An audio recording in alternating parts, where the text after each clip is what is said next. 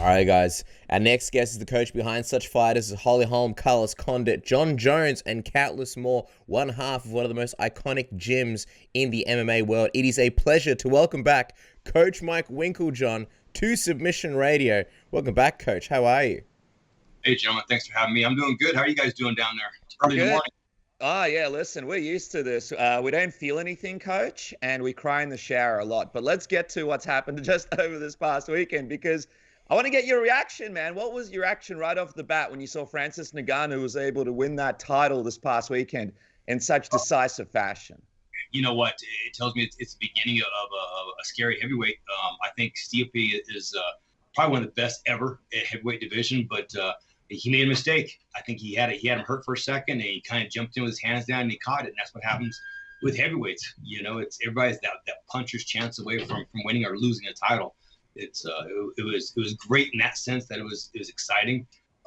You hate to see the one guy lose, but you're glad the other guy won because they're both nice guys. So it's that's a tough one, but real exciting. Obviously, your star pupil, Jon Jones, very much a big part of the narrative this past weekend, somewhat of a cloud hanging over the fight. But I'm just curious, when you guys spoke about the fight, you and Jon, how did you guys expect it to go? Did it match your expectations, or did anything surprise you?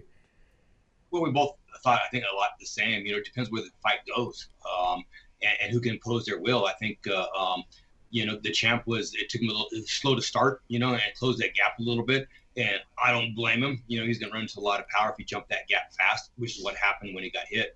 But, Jon felt the same way. It's all about that game is about distance and who can implement their game plan and keep it at their space, that space that's most efficient for them to win the fight. What was sort of Jon more excited about, fighting Stipe or Francis, in your opinion? Oh, Jon's excited about just a big fight, a challenge. See, what Jon's always done over the years, the big challenges, he steps up and he comes to play. Some of them haven't quite motivated him as much, and I don't think he has a tendency to train as hard. When something as big as this is coming, the best Jon Jones there's ever been will show up. So he's excited about either one of them. Either one of them is a mountain to climb, but Jon's already climbed the biggest mountains out there, and he's capable of climbing these as well. Well, I mean, everyone knows styles make fights. Who do you think is the toughest stylistic matchup for Jon between Stipe and Francis?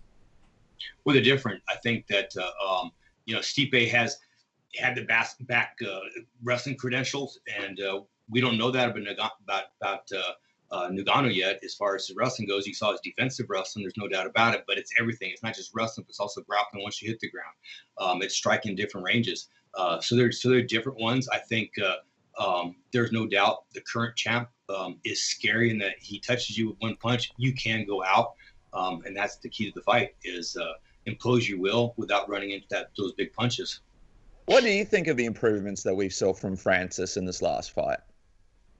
Patience. There's no doubt. I think that Eric, his coach, all of his coaches have done a great job at I think, educating him on the game a little bit, just watching from the outside, his maturity level.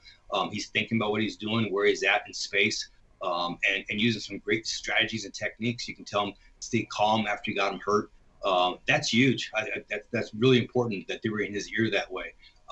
That's what I think is definitely the biggest takeaway from that. He's always the power. So when you combine the power, the patience, this scary Francis that we're seeing, how do you see Jon Jones handling a test like that and dealing with everything that Francis brings? Oh, I expect Jon Jones to step the plate and hit a home run. There's no doubt about it. You know what? It's about Jon imposing his will and fighting where he wants, and where he doesn't want. He won't be there in the fight. So it's all about Jon Jones's mentality and how smart he is. He's got the experience on Francis. There's no doubt about that. And Jon's a big guy now. People be surprised. He's been hammering the weights, lifting. His power doubles. He can launch people over his head like crazy. He's just so strong everywhere, and he hasn't lost any speed. I think people are going to have a great new look at the better Jon Jones in the future. Do you see a case where Jon Jones can really have his way with Francis in terms of the wrestling department, especially with the added size now? Oh yeah. There's no doubt. I think Jon's got the advantage there.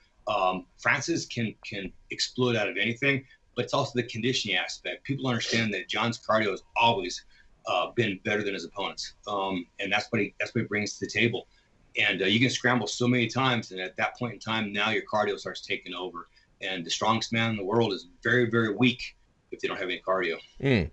It's a fascinating way that you put it, and this might be kind of a stupid question considering that you've been training fighters and preparing fighters for a number of years, and a lot of them have had, big knockout power. You guys were set to face Rumble Johnson at one point, but is there anything extra scary about a guy like Francis, given that theoretically Jon Jones will have the size disadvantage, and you see the way Francis knocks people out? It's like every punch can be a fight-ending punch. Is there anything, I don't know, maybe scary isn't the right word, but I'll use it, about Francis in particular when thinking about a Jon Jones-Francis matchup?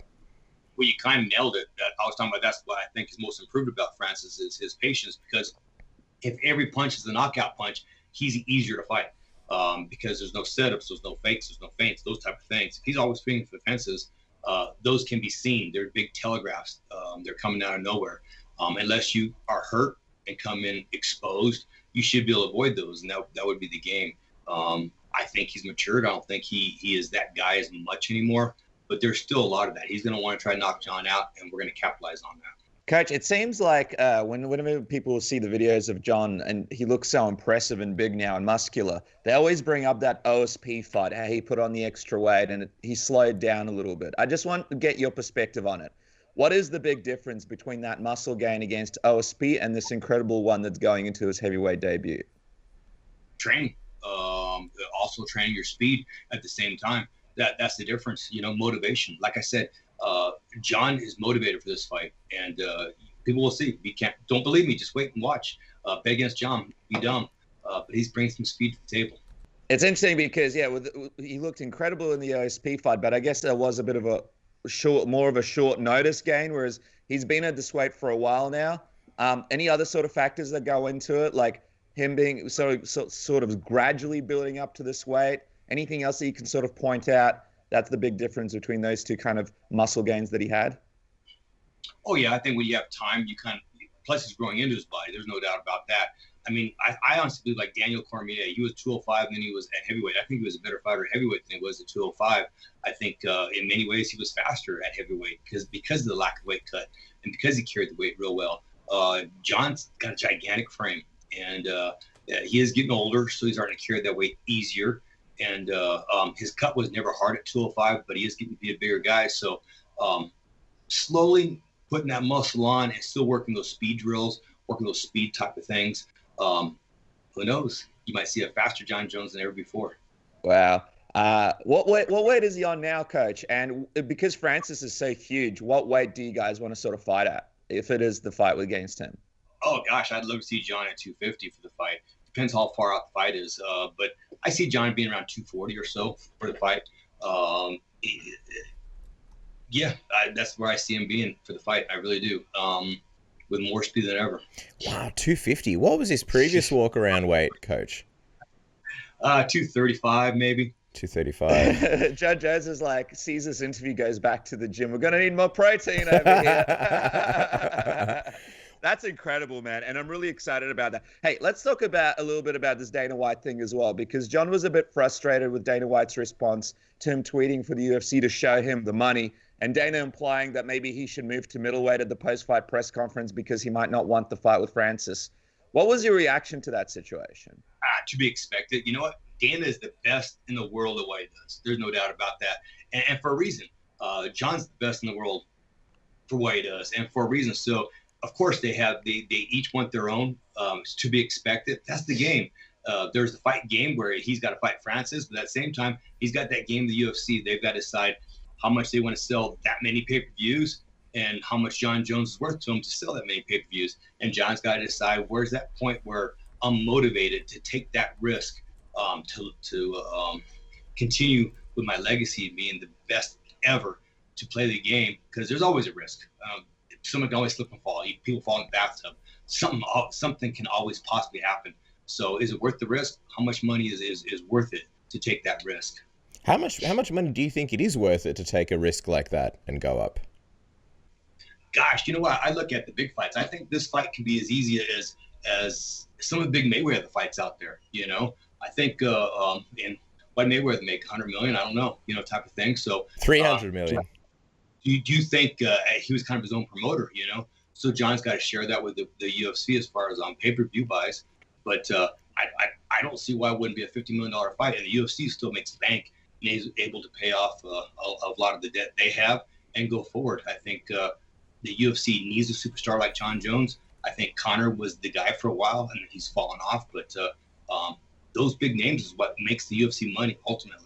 I agree with you completely in terms of there's so many narratives going to this fight, the GOAT versus the champion, it's champion versus champion, legitimate super fight, John moving up a weight. So I want to see both these guys paid nicely, but I'm wondering, is it frustrating at all? I know you mentioned Dana's very good at what he does and he's a promoter. Is it frustrating that he's running with this narrative that, Jon Jones doesn't want the fight and sort of insinuate? I know that Jon Jones has been copping a lot of flack online, partly due to that, where people are saying, he's scared, he doesn't want the fight. Is that frustrating at all? To be expected. You know what? Usually those are the keyboard warriors. They wouldn't even show up to do a sparring class almost always. Sometimes it's a fighter, but usually it's not. Those are just haters in that case. It's to be expected. I mean, John expects it. I mean, when he's going into battle in the business world as well as in the fight world. So it's all to be expected. It's all part of the game.